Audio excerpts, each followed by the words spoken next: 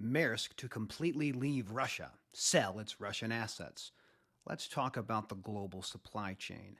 We're watching right now a humanitarian crisis unfold in Ukraine, and we're watching modern warfare, trade sanctions unfold.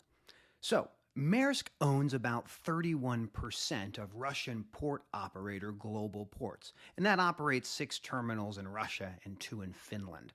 When we're talking about global shipping, I had to learn a little bit more. I'm a ground transportation guy more than anything. So, in the world of global shipping, there are these things called alliances. And so, Maersk and MSC are part of a thing called the 2M Alliance.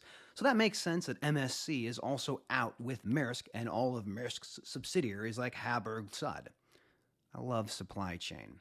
So, for anyone who doesn't know, all the major ocean players are connected with one another through alliances. Essentially, ocean carriers in the same alliance can use each other's vessels and terminals to ship containers for their own customers.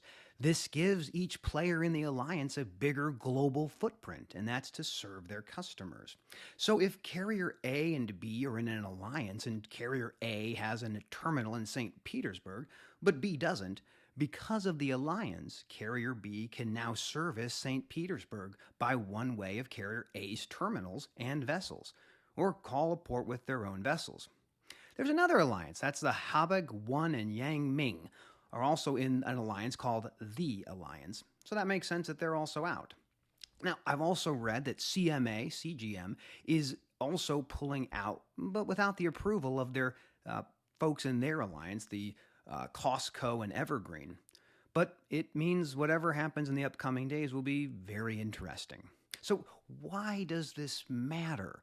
Maersk pulling out of Russia now forces MSC, Habergsud, and all of the subsidiaries who rely on those terminals to cease operations in Russia. In numbers, that equates to about 62% of the total market share of ocean trade is now off limits to Russia. It could slowly choke life out of Russian imports and exports.